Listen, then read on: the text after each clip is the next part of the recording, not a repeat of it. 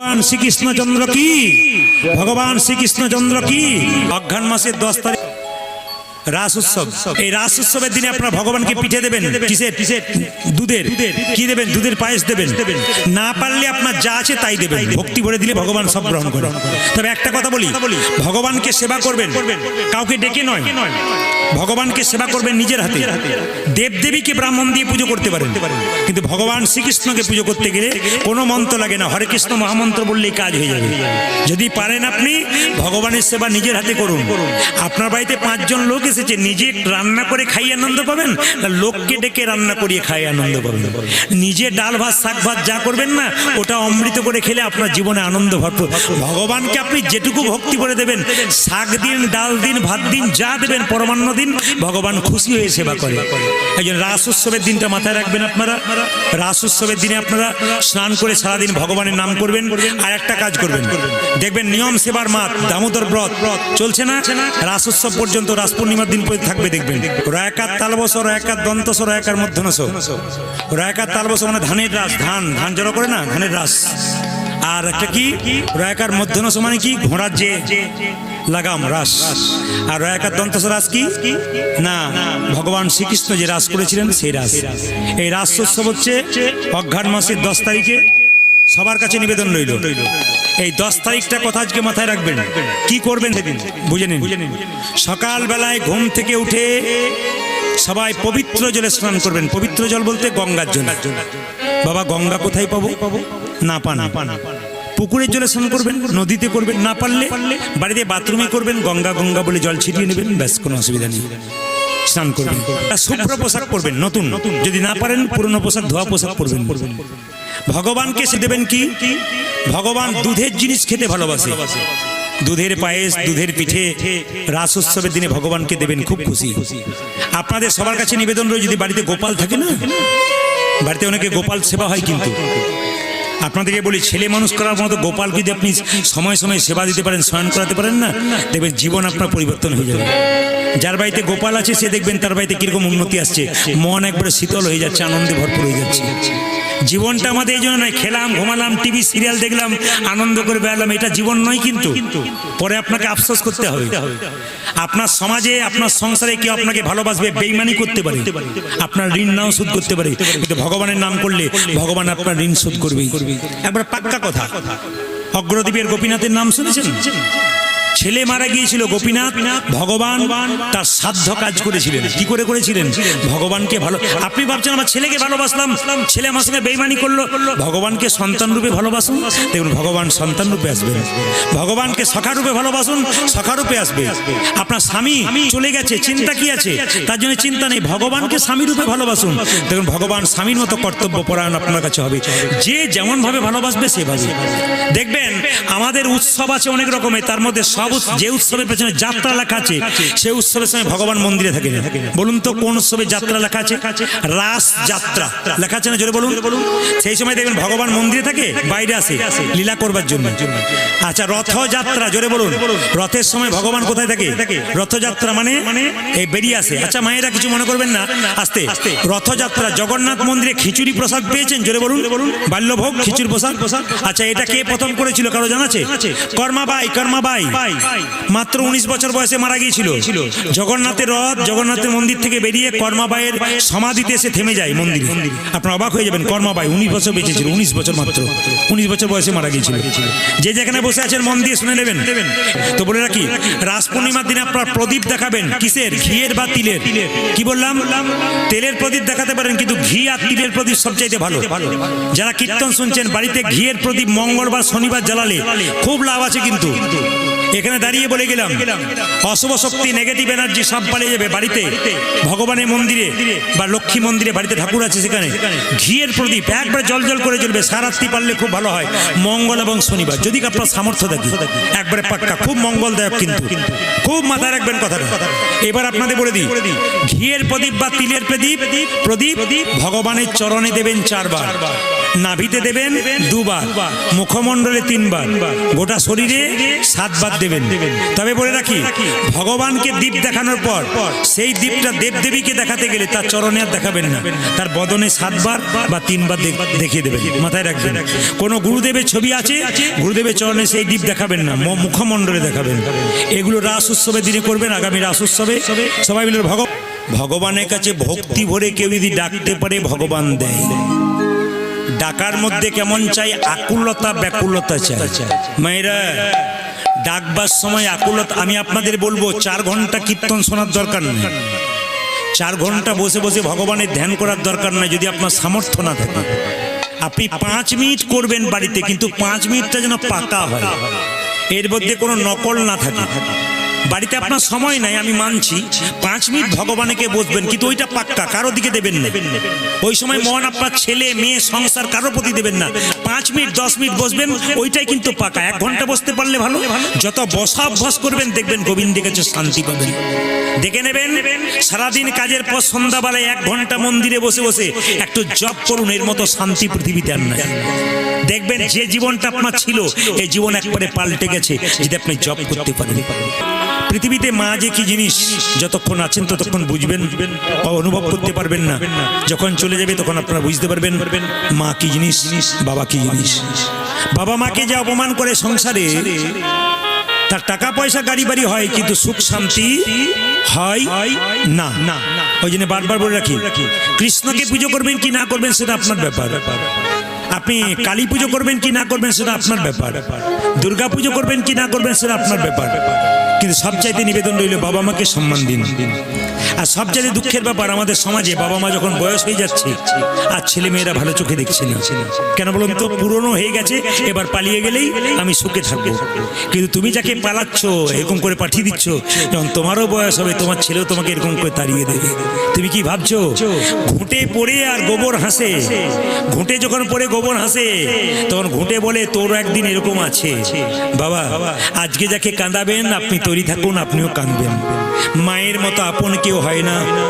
যে যেখানে বসে আছেন মায়েরা, আপনার মন দিয়ে শুনবেন, দাদা ভাইরা শুনবেন, মায়ের মতো আপন কেউ হয় না। মায়ের ভালোবাসাটা কেমন? আপনারা যারা কীর্তন শুনতে এসছেন, রাত জেগে যখন বাড়ি যাবেন, বাড়ির দরজায় ধাক্কা দেবেন, দেখবেন কেউ কোথাও নেই, একজন দরজায় বসে আছে, তিনি মা। লণ্ঠনে আলো নিয়ে রাস্তায় খুঁজে খুঁজে বেড়াচ্ছে একজন, তিনি হলেন বাবা। সবাই বাড়িতে ঘুমিয়ে যায়, কিন্তু 2 জন ঘুমায় না যদি বাবা মা বেঁচে থাকে। এই যে সবার কাছে নিবেদন রইল, যারা তোমার জন্য এত করলো, তুমি তার জন্য কি করলে? যে সন্তানের জন্য তুমি করছো, সেই সন্তান তো তোমাকে ঠেলে ফেলে দেবে। তবে কি কর্তব্য কর্ম করবে না? করবে, কিন্তু বাবা মাকে ভুলবে না। কারণ তুমি বাবা মায়ের সঙ্গে যেমন ব্যবহার করবে, তোমার ছেলে সেরকম ব্যবহার করবে। আমি একটা প্রমাণ দিয়ে দিই আপনাদেরকে। কিছুদিন আগে একটা জায়গায় গান করছিলাম, ভদ্রলোক বললেন আমার মাকে দেখা করতে চলুন, মায়ের বয়স হয়ে গেছে, মায়ের কাছে গিয়ে একটু বসবেন। মায়ের কাছে গেলাম, বসলাম। ভদ্রলোক বলে একটু চা খেয়ে যান। চা খেতে বসলাম। ভদ্রলোক পা মেলে বসে আছে। তার 9-এ পড়া ছেলেটা দৌড়াতে গিয়ে ভদ্রলোকের পায়ে, মানে বাবার পায়ে পাটা ঠেকিয়ে পালিয়ে ফেলে। সঙ্গে সঙ্গে বাবা বলছে, দেখতে পাচ্ছেন না কীর্তনে রয়েছে, আমার পায়ে পা ঠেকে দিলি, প্রণাম কর। ছেলে বলল, বাবা প্রণাম করবো না। বলে কেন? পরশু তারিখে দাদুর পায়ে তোমার পাটা ঠিকলো, তখন তুমি প্রণাম করো নাই, আমি তোমাকেও প্রণাম করবো। আপনাদের কাছে নিবেদন রইল, আজকে আপনি যেমন শেখাবেন, তৈরি থাকবেন। আপনি শুনবার জন্য আপনাকে শুনতে হবে। আপনি কি ভাবছেন রক্তের গরমে অহংকারে বৃদ্ধাকে কাঁদাবো?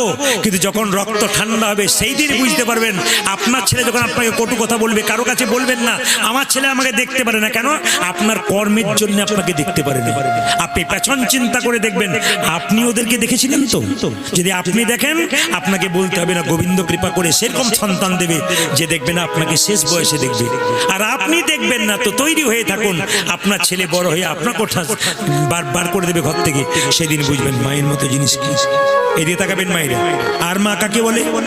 মায়ের পেটে একটা বাচ্চা 10 মাস 10 দিন জায়গা হয়, সেই ছেলে বড় হয়ে ঘাটালে ফ্ল্যাট কিনতে পারে, আত্মীয় স্বজন শ্বশুর শাশুড়ি সবার জায়গা হয়, কিন্তু মায়ের জায়গা হয় না, বাবার জায়গা হয় না। দুঃখ আমাদের এইখানটাতে। এই জন্য আপনাদেরকে বলবো মায়েরা, সবচাইতে প্রথম দেবদেবী হলো কে? বাবা মা। যার থেকে পৃথিবীতে আলো পেলে তাকে আগে দেখবার চেষ্টা করো। আমি আজকে অনুভব করতে পারছি, আমার মা চলে গেলেন, বাড়িতে তার কেউ নেই। স্ত্রী, 2 জন কন্যা, 3 জনকে রেখে আমি বাড়ি ছেড়ে এসেছি। মা থাকলে কি হয় না, প্রথমে আগলে থাকে তাদেরকে। আজকে আর কেউ নেই, বাবা নেই। আপনাদের কাছে নিবেদন রইল, আজকে অনুভব করতে পারছি তারা কতখানি জায়গা জুড়ে ছিল। সবাই তাকাবেন এদিকে। মায়ের প্রতি ভালোবাসাটা কেমন কে বুঝিয়েছিল? চাণক্যদেবের নাম শুনেছেন আপনারা? যারা কীর্তন শুনতে এসছেন, চাণক্যদেবের নাম শুনেন। চাণক্যদেব যখন ছোট বাচ্চা ছিল, তার সামনের দাঁত দুটো খুব উঁচু ছিল। ও মায়েরা, চাণক্যদেব যখন খুব বাচ্চা ছিল, তার সামনের দাঁত দুটো উঁচু ছিল। তো হঠাৎ একজন জ্যোতিষী এসে তার মাকে বলল, তোমার ছেলের লক্ষণ ভালো। বলে কেন? তোমার ছেলের সামনের দাঁত দুটো উঁচু, তোমার ছেলে দেখবেন একদিন রাজা হবে। তখন চাণক্যকে কোলে নিয়ে তার মা বলছে, চাণক্য তুই যখন বড় হবি তখন রাজা হবি। বলছে, মা তোমাকে কে বলেছে? বলে জ্যোতিষ বলেছে। কি করে বুঝলো আমি রাজা হব? তোর দাঁত দুটো সামনের বড়, ওই জন্য তুই রাজা হয়ে যাবি। চাণক্যদেব কি করলো, সামনে একটা পাথরের টুকরো ছিল, তুলে এনে দাঁত দুটো ভেঙে দিল, গড়গড় করে রক্ত বেরোতে লাগলো। মা বলল, বোকা কোথাকার, তুই দাঁত দুটো ভেঙে দিলি? তখন সঙ্গে সঙ্গে বললো, মা দাঁত দুটো থাকলেই তো আমি রাজা হব, আর রাজা হলে তোমায় ভুলে যাব।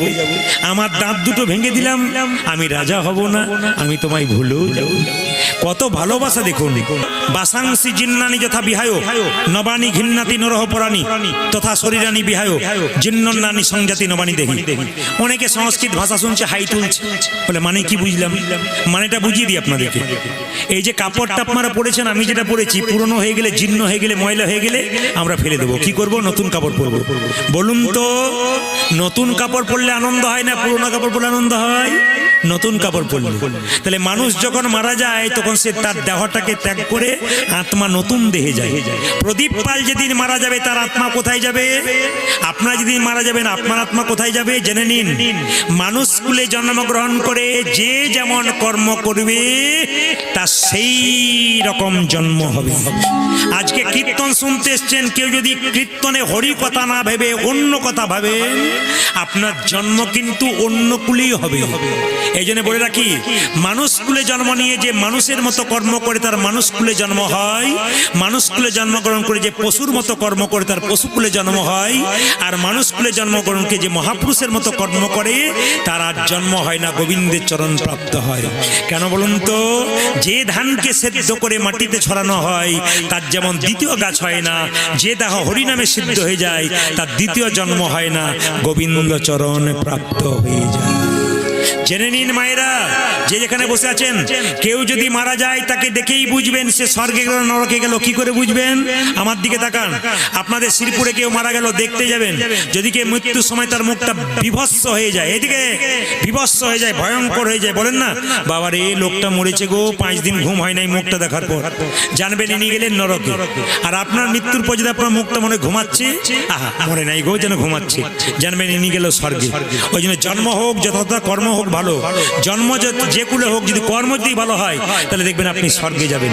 তাছাড়া একটা কথা বলি, মানুষ মারা গেলে এই শ্রীপুর থেকে যখন বলো হরি বলো হরি বলো হরি যখন নিয়ে যাবে, তখন যদি বলে আহ মেয়েটা খুব ভালো ছিল গো, কৃষ্ণ ভক্ত ছিল, জানবেন ইনি স্বর্গে গেলেন। দশচক্রে ভগবান। আজ আপনার মৃত্যুর পর মেয়েটা খুব বদমাইশ ছিল, লোকটা খুব বদমাইশ ছিল, গেল শান্তি হলো, জানবেন ইনি গেলেন নরকে। জন্মের ওপর নির্ভর নয়, কর্মের ওপর নির্ভর। কর্ম করুন ভালো, আপনার জীবন সুন্দর হবে। এই ভাগবত কি বললো দেখুন, আমাদের শরীরে 9টা ছিদ্র আছে, গুনে নিন। 2টো কান, বেশ, 2টো চোখ, 2টো নাকের ছিদ্র, একটা মুখের ছিদ্র, কটা হলো? এটা উপর দিকে কটা? 7টা, নিচের দিকে 2টো, পায়ু এবং উপস্থ। এই 7টা ছিদ্র দিয়ে প্রাণ গেলে আপনি স্বর্গে যাবেন, আর নিচের 2টো ছিদ্র দিয়ে প্রাণ গেলে আপনি নরকে যাবেন। বুঝবো কি করে প্রদীপ বাবু যে 7টা ছিদ্র দিয়ে প্রাণ গেল না নিচের ছিদ্র দিয়ে প্রাণ গেল? আমি আপনাদের বুঝিয়ে দিয়ে যাই। এই দিকে তাকাবেন। কেউ দেখবেন মৃত্যুর সময় তাকিয়ে তাকিয়ে মরে, চোখ দিয়ে প্রাণ গেল। মৃত্যুর সময় হা করে মরে, মুখ দিয়ে প্রাণ গেল। মৃত্যুর সময় কানগুলো মোটা মোটা হয়ে যায়, খসখসে হয়ে যায়, কান দিয়ে প্রাণ গেল। নাকের ফুটো মোটা হয়ে যায়, খসখস হয়ে যায়, ভাগবত বলছে, ওইদিকে প্রাণ গেল। যদি মৃত্যুর সময় কেউ পায়খানা প্রস্রাব করে, নিচের দিকে প্রাণ গেল, আপনি নরকে গেলেন। এই 6টা 7টা দরজায় প্রাণ গেলে আপনি স্বর্গে গেলেন। কর্ম ভালো করুন, এই 7টা দরজা দিয়ে প্রাণ যাবে, যে কোনো একটা দরজা। আর কর্ম খারাপ করুন, পেছন দিকের দরজা দিয়ে আপনার প্রাণ যাবে, আপনি নরকে যাবেন। আচারে লক্ষ্মী বিচারে পণ্ডিত, যার বাড়িতে আচার বিচার নাই তার বাড়িতে ভগবান নাই। যার বাড়িতে বিচার নাই তার বাড়িতে পণ্ডিত নাই। যে মূর্খ লোকেরা বিচার করে কথা বলে না, অজ্ঞানী মতো কথা বলে, তার সংসারে মূর্খ বাচ্চার জন্ম হয়। আর যিনি দেখবেন পণ্ডিতের মতো কথা বলেন, বিচার বুদ্ধি সম্পন্ন কথা বলেন, তার সন্তান ভালো হয়। এপিজে আব্দুল কালাম একটা কথা বলেছে যে একজন ব্যক্তি যখন কারো নিন্দা করে করে বেড়ায় তখন জেনে নেবেন তার পরিবারটা কেমন সে জানতে পেরে যাবে। কেন? একটা ভালো পরিবারের মানুষ কোনোদিন নিন্দা করে না কারো সম্বন্ধে, আর দেখবেন খারাপ পরিবারের মানুষ, ছোট পরিবারের মানুষ দেখবেন নিন্দা করে করে বেড়ায়।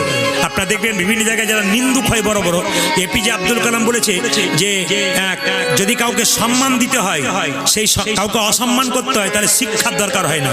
আর সম্মান দিতে গেলে শিক্ষার দরকার হয়, সেই শিক্ষাটি বাবা মায়ের কাছ থেকে পাওয়া যায়। ওই জন্য আপনার ছেলেকে আপনি নিজে ভালো আচার করবেন, তবে তো ভালো ছেলেকে শিক্ষা দেবেন। আজকালকার সংসারে অনাচার বেড়ে গেছে, একটু লক্ষ্য করবেন।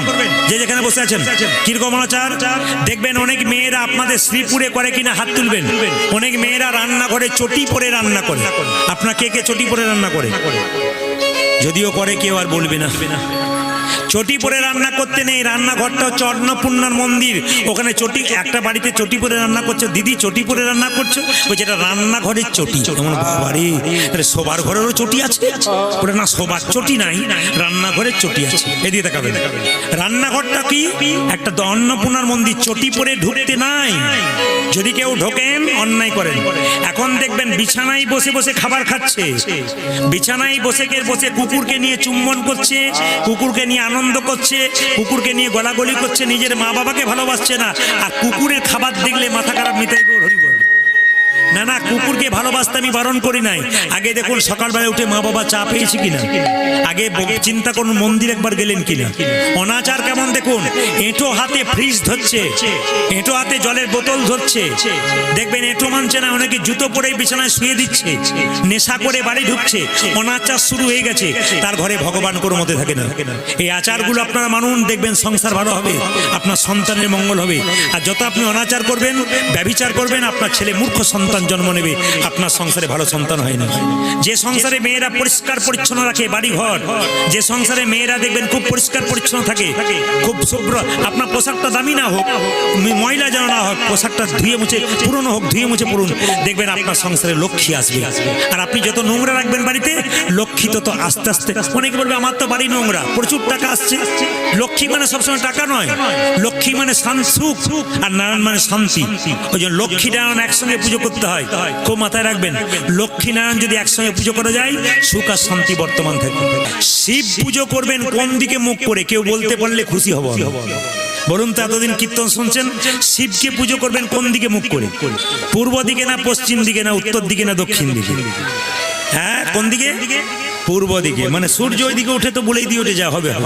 কিন্তু জেনে নিন, শিবকে পুজো করতে হয় কোন দিকে? উত্তর দিকে মুখ করে। খুব মাথায় রাখবেন, শিবকে পুজো করতে, জোরে বলুন, কোন দিকে? উত্তর দিকে মুখ করে।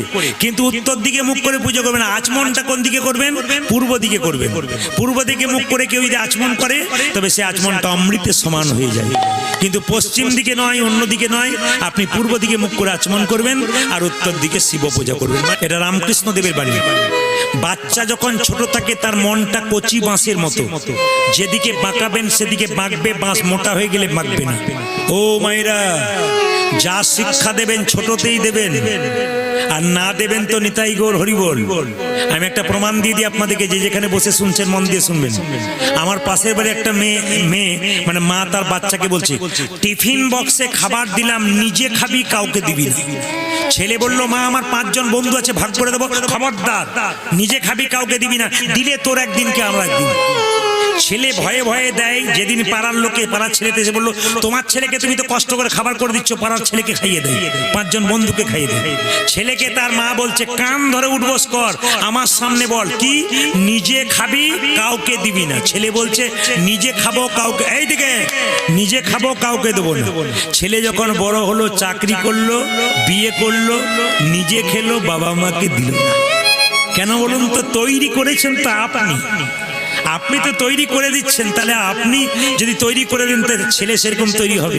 এইদিকে তাকাবেন মায়েরা, চাণক্যদেব বললেন 5 বছর পর্যন্ত বাচ্চাদের দোষ ধরবেন না। এখানে অনেক 5 বছরের বাচ্চাকে নিয়ে আপনারা কীর্তন শুনতে এসছেন, ছটফট করবে, চঞ্চলতা করবে, থামাবেন। কেন? 5 বছর পর্যন্ত বাচ্চাকে কোনো শাসন করবেন না, খেলবে, পড়বে, ভাঙবে, কিচ্ছু বলবেন না। কেন? ওদের তো চঞ্চল মতি। কিন্তু 5 থেকে 15 যখন হয়ে গেল বয়স, তখন কিন্তু ছেলে মেয়েকে শাসনের চোখে রাখবেন। 5 থেকে 15 পর্যন্ত মোবাইল নয়, প্রয়োজনে দেবেন, প্রয়োজনের বাইরে নয়, নইলে ঠকবেন। প্রদীপ পাল কথাগুলো বলে গেল, কানে নেবেন। ছেলে যখন এদিক ওদিক হয়ে যাবে তখন বলবেন উনি ঠিকই বলেছিলেন, আমি নিজে তৈরি করতে পারি না। ওই যে তৈরি থাকবেন 5 থেকে 15 পর্যন্ত। ছেলে মেয়েকে এখন তো মোবাইলে পড়াশুনো হয়, যতটুকু হয় ততটুকু দেবেন, বাকি কিন্তু দেবেন না, নইলে কিন্তু আপনি ছেলেকে অন্য পথে নিয়ে যাবেন। পাক্কা কথা জেনে নিন, যে যেখানে বসে আছেন। যখনই ছেলে মেয়ের বয়স 16 পেরিয়ে যাবে, পুত্র মিত্র বদাচরে, তখন বন্ধুর মতো ব্যবহার করবেন, নইলে ছেলে মেয়ে বিগড়ে যাবে। জয়নি তাই আমার এই কীর্তন শেখার পেছনে আমার মা বাবার ভূমিকা অনেক। রাত্রি জেগে বসে রইতেন তারা দুজনে, যতক্ষণ না পর্যন্ত আমার কীর্তন শেখা শেষ হতো চুপচাপ বসে থাকতেন। তবু একবারও বলতেন না এবার খেয়ে নে। কেন? শেখাটা শেষ হতো। বাড়িতে গেলে মা বলে ডাক দিতাম, আর ডাক দেবার রইল না। বাবা তো 2 বছর আগে চলে গেছেন। তো যাই হোক, আপনারা একটু ক্ষমা প্রার্থনা করবেন আমাকে, ওই দিনে আসতে পারলাম না বলে। এই হরিবাসর হচ্ছে শান্তির জায়গা। এখানে যদি চুপচাপ কেউ মন শান্তি করে বসতে পারেন, সারা বছর তার মনে শান্তি থাকবে। আর এই জায়গাতে এসেও যদি কোনো ব্যক্তি বা কোনো মাতৃদেবী যদি আপনারা চঞ্চলতা করেন, অস্থিরতা করেন, সারা বছর আপনাদের মন চঞ্চলই থেকে যাবে। এই জন্য ভগবানের নাম যেখানে হয়, নামই সেখানে আসে। নাম আর নামের মধ্যে কোনো তফাৎ নেই। ভগবান বললেন যেখানে যেখানে হয় আমার নাম সংকীর্তন, সেথায় নিত্য নবদ্বীপ, নিত্য বৃন্দাবন। টাকা খরচ করে বৃন্দাবনে যাচ্ছেন, যদি কারো সামর্থ্য না থাকে, তবে এই জায়গায় বসলে আপনার নবদ্বীপ তথা বৃন্দাবন ধাম আশা হয়ে যায়। ভগবান বলেছেন নাহং তিষ্ঠামি বৈকুণ্ঠে জগিনাং হৃদয়নাচ মদ ভক্ত যত্র গায়ন্তি তত্র তিষ্ঠামি নারদ। ওগো নারদ, আমি যোগী হৃদে থাকি না, আমি বৈকুণ্ঠে থাকি না। যেখানে আমার ভক্তরা বসে বসে আমার গুণগান শোনেন, আমি সেই জায়গাতেই থাকি। এটা আমার কথা নয়, ভগবানের কথা। এই জন্য আপনাদের কাছে নিবেদন রইল, এই ভগবানের লীলা কথা শ্রবণ করার সময় আপনারা কোনো দিকে তাকাবেন না, মন এই দিকে রাখবেন। ভগবান বললেন মন্দিরে কটা আপেল দিলে, কটা লেবু দিলে, ওই দিকে আমি তাকাই না। মন মানা ভাবা, তুমি তোমার মনটা আমাকে দিলে কিনা ওইটা দেখলাম। স্বয়ং মহাপ্রভু নবদ্বীপের পথ দিয়ে চলে যাচ্ছেন, শ্রী গৌরাঙ্গ প্রেমের ঠাকুর যখন যাচ্ছেন, একজন ভক্ত বলছে দেখো দেখো তিনি কে, যিনি যাচ্ছেন রাস্তা দিয়ে। শ্রী গৌরাঙ্গ প্রেমের ঠাকুর প্রেম বিলাতে এলো নদিয়ায়। শ্রী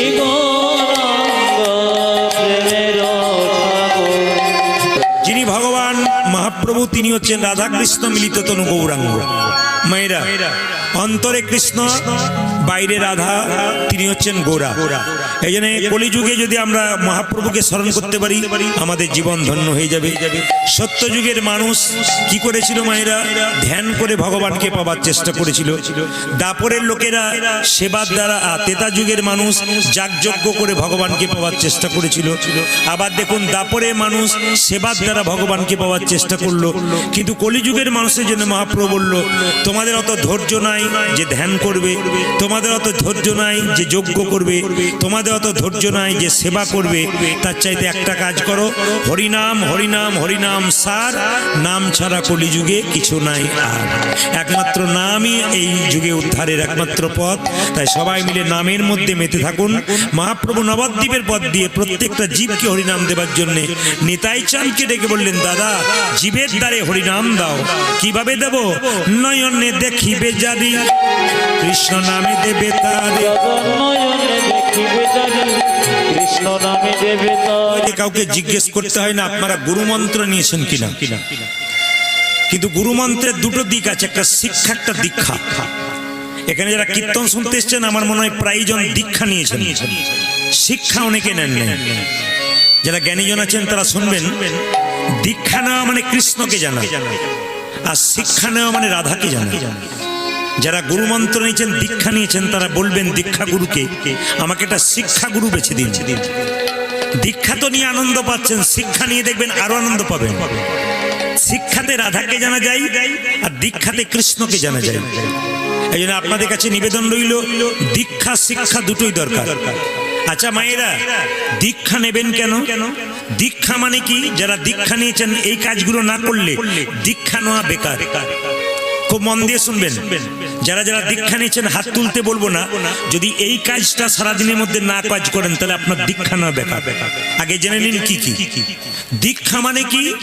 দিয়ে খা, স্নান করার পর তুলসী পত্র বাতাসা গোবিন্দের চরণে দিয়ে তারপর আপনি খাবেন, তবে আপনার দীক্ষা নেওয়া সার্থক।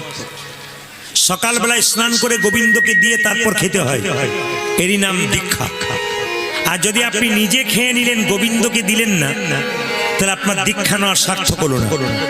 মায়েরা, একটা বাচ্চা জন্ম নেবে কি খাবে একথা আপনারা কেউ ভেবেছেন? তিনি ভেবেছেন। মায়ের স্তনদুগ্ধে এমন মধুভাণ্ড দিয়েছে যা পৃথিবীর আর কোথাও নাই। মায়ের দুধটা খুব গরম নয় যাতে বাচ্চার জিভটা পুড়ে যাবে, মায়ের দুধটা খুব ঠান্ডা নয় যাতে বাচ্চার সর্দি লেগে যাবে, মায়ের দুধটা খুব টক নয় যাতে বাচ্চার অম্ল হয়ে যাবে। তিনি এত সুন্দর তৈরি করে আমাদের পাঠিয়েছেন, যিনি আমাদের জন্য এত কিছু দিলেন, নদীতে জল, গাছে ফল, তিনি আমাদের জন্য এত কিছু দিলেন। বিচার করুন আমরা তার জন্য কি করলাম। যদি করেন পরে আবার আসার সুযোগ থাকবে, আর যদি না করেন তাহলে আসবেন, কিন্তু এই যেভাবে এসেছেন মানুষ কুলে, ওই কুলে আর আসবেন না, অন্য কুলে জন্ম হবে। এই জন্য মায়েদেরকে একটা সুন্দর কথা বলে যায়, দীক্ষা মন্ত্র যখন ভজন করবেন, যে আসনের উপরে বসবেন, খুব মন দিয়ে শুনবেন কথাগুলো, যে আসনের উপরে বসবেন মন্ত্র ভজন করার পর আসনটাকে নিয়ে যখন উঠাবেন, আসনের তলাতে একটু জল ছিটিয়ে দেবেন। কেন বলুন তো? যে মন্ত্রটা আপনি ভজন করলেন ওটা ইন্দ্রদেব চুরি করে নিতে পারে যদি আসনের নিচে একটু জল ছিটিয়ে না দেন। খুব মাথায় রাখবেন, আসনটা তুলবেন, তোলার পর একটু জল ছিটিয়ে দেবেন আসনটার নিচে যেখানে বসেছিলেন, তবে দীক্ষা নেওয়া সার্থক। তাহলে ভগবানকে দিয়ে যে খায় তার দীক্ষা নেওয়া সার্থক। আর দীক্ষা মানে কি মা? দেখা। যখন আমার জন্ম হয়েছিল তখন দুটো চোখ ছিল, একটা ডান চোখ একটা বাম চোখ, কিন্তু আর একটা চোখ গুরুদেবের কাছ থেকে পেলাম, ওটার নাম জ্ঞান চক্ষু। আমি আপনাদের বলতে চাই, গুরু করবেন কিন্তু যাকে তাকে করবেন না। কেন বলুন তো? গুরু মানে আপনার জীবনে চলার পথটাকে সুন্দর করে শেখাবে। আপনি তার কাছে বসলে সংসারের খবর তিনি বলবেন না, তিনি বলবেন কোন পথে চললে তোমার সুখ শান্তি আসবে। তিনি আপনাকে বলবেন না তোর গুরু মায়ের কোমরের ব্যথা পয়সা দে, তিনি বলবেন না আমার শরীর খারাপ কিছু দিয়ে দে, এসব তিনি বলবেন না। বাবা যদি মেয়ের বাড়ি আসে বা ছেলের বাড়ি আসে, সে তো মেয়ে বিচার করে বাবাকে দেবে, কারণ বাবা তো আমার, আপনি যা দেবেন তাতেই খুশি, কিন্তু চাইবে না, আপনার মঙ্গল চাইবে। আপনি ধর্মীয় বিষয়ে দু চারটা কথা জিজ্ঞেস করবেন, উনি যদি উত্তর না দিতে পারেন তবে কিসের গুরু? উনি তো আপনাকে জানাবেন কোন পথে গেলে আপনার গোবিন্দ ভজনের পথটা পরিষ্কার হবে। এই জন্য গুরু করতে হয়। কেন না? গুরু যাকে তাকে করা চলবে না। আপনি আপনার মেয়েকে টিউশন টিউশন দিয়েছেন, ছেলেকে টিউশন দিয়েছেন, পাকা মাস্টার দেবেন তো ছেলে পাস করবে, আর কাঁচা ফাঁকিবাজ মাস্টার দেবেন তো আপনার ছেলে নিতাই গৌর হরি বল হবে। এই জন্য আপনি যদি গুরু করেন, এমন গুরু করবেন যেন আধ্যাত্মিক চেতনা, ধর্ম সম্বন্ধে তার জ্ঞান থাকে। কোন একটা প্রশ্ন করলে আপনার সহজ পথটা বলে দেয়, ইনি হচ্ছেন গুরু। এই জন্য স্বামী বিবেকানন্দ বিচার করে করে গুরু করেছিল, যাকে তাকে করে না। যেমন রামকৃষ্ণ দেব কথায় কথায় বলতো, টাকা মাটি মাটি টাকা, টাকা মাটি মাটি টাকা, টাকা মাটি মাটি টাকা। আপনারা হয়তো জানেন যে ঠাকুরের বিছানার তলায় একটা টাকা ভরে দিয়েছিল, ঠাকুর দেখতে পায় নাই। ঠাকুর যেই না শুয়ে দিয়েছে বিছানায়, ওরে জ্বলে গেল রে, জ্বলে গেল রে, আমার শরীরটা জ্বলে গেল রে। তার মানে কি? প্রমাণ পেয়ে গেলেন যে ঠাকুর সত্যি পরমহংসদেব। মায়েরা, মহাপুরুষরা পৃথিবীতে আসে কেন? আমাদের জ্ঞান দেবার জন্য। আপনারা কীর্তন শুনতে এসছেন কেন? আপনাদের জীবনের পথটাকে সুন্দর করার জন্য। যতক্ষণ বসবেন আপনারা নিজেরা বসবেন তা নয়, আমি সমস্ত হিন্দু জাতির কাছে নিবেদন রইল, সবাই মিলে বসবেন, বাচ্চাদেরকে নিয়ে আসবেন। আজকে কথা বাচ্চাদেরকে বলবেন না, পড়তে বস, কীর্তন শুনে লাভ নেই, বয়সকালে শুনবি, এ কথা বলবেন না। ছেলেকে তৈরি করুন ধর্মের জগতে, দেখবেন ছেলে বিবেকবান হবে। এপিজে আব্দুল কালাম বলেছেন, একজন মা হলো 100টা স্কুলের সমান, আর একজন বাবা হলো 100টা শিক্ষকের সমান। ওই জন্য মা বাবা যদি ভালো হয়, সন্তান ভালো হবে, আর মা বাবা যদি হরিনাম সংকীর্তন না শোনে, বাচ্চা কোনো মতেই ভালো হতে পারে না। তাই মহাপ্রভু কি করলেন? মা যিনি মহাপ্রভু তিনি কে না? পদকর্তা বললেন ব্রজের বাঁকা শ্যাম, এসেছে ব্রজের বাঁকা। পদকর্তা বললেন এসেছে ব্রজের বাঁকা, তালি দিয়ে, এসেছে ব্রজের বাঁকা, কালো সখা দেখবি আই, তোদের এই নদী আই। আর চরণে প্রণাম জানিয়ে নানানন্দেতে ভনে, সেই তো সকলি জানে, সর্বসিদ্ধি করতলে।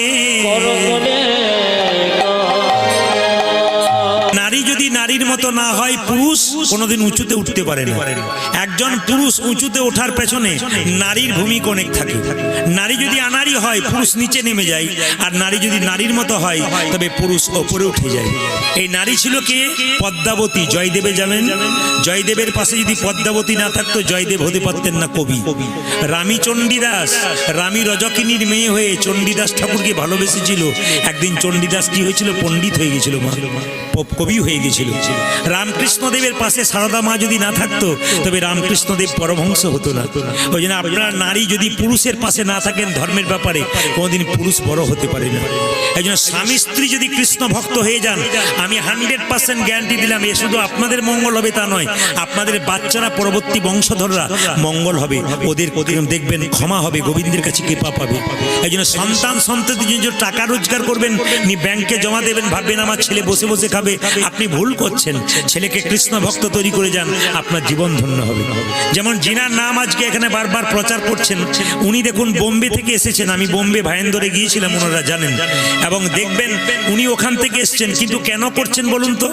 আজকে যে হরিনামটা করাচ্ছেন, ওনার পিতা মাতার আত্মার শান্তির জন্য করাচ্ছেন। তাহলে পিতা মাতা তারা বুঝতে পারছেন যে আমি আমার একটা সন্তানের জন্ম দিলাম, সন্তান শুধু রোজগার করছে তা নয়, সন্তানকে বিবেকবান তৈরি করতে পেরেছি। কেন না? আমাদের সমস্ত কাজ সম্পন্ন করতে পারছে, এত মানুষকে সেবা দিতে পারছে, এত মানুষকে হরিনাম দেওয়াচ্ছে। এই জন্য আপনাদের কাছে নিবেদন রইল, এরকম সন্তান তৈরি করুন যেন আপনার মৃত্যুর পরে আপনার সন্তান আপনাদের আত্মার শান্তি কামনা করতে পারে। যিনি করছেন আজকে, তাকে একটু সবাই মিলে একটু আশীর্বাদ করুন হাততালি দিয়ে। নিতাই গৌর হরি বল। শুধু তিনি এবছর নয়, যেন প্রতি বছর হরিবাস তৈরি করতে পারেন। আমরা যে প্রতি বছর আসতে পারবো তা নয়, তিনি নতুন নতুন কীর্তন এনে আপনাদের আস্বাদন করাতে পারে। আমি এটাই চাইবো। সবাই মিলে রাধা রানী কি, শ্যাম সুন্দর কি, মদন মোহন কি। মায়েরা শুনবেন, বিল্লমঙ্গলের বাবার নাম ছিল কি? বাবার নাম ছিল শিব শঙ্কর রায়, মায়ের নাম কি ছিল? ভবানী দেবী। তখন বিল্লমঙ্গলের জন্ম হয় না। আপনাদের এই গ্রামে শ্রীপুরে কোনো মেয়ে যদি বাচ্চা না হয়, দেখবেন তার কি অবস্থা হয়। যদি কোনো মাঠে যদি ফসল না হয়, সেই মাঠটার প্রতি মানুষ যেমন ভালো করে দেখে না, অবজ্ঞার চোখে দেখে। এই জগতে কোনো নারী যদি বাচ্চা জন্ম না দিতে পারে, সংসারে কেউ তাকে ভালোবাসে না। কিন্তু আমি বলবো, যদি কোনো নারী বাচ্চা জন্ম দিতে না পারে, নারীর দোষ নাই। আর আপনি তাকে অবজ্ঞার চোখে দেখেন, তাকে ঠাট্টা করেন, তাকে নানা কটু কথা বলেন, আপনার পরবর্তী বংশধর আপনার রক্তের জিনিস সেও দেখবেন ওই জন্য নিঃসন্তান হবে, সেই দিন বুঝবেন যন্ত্রণা।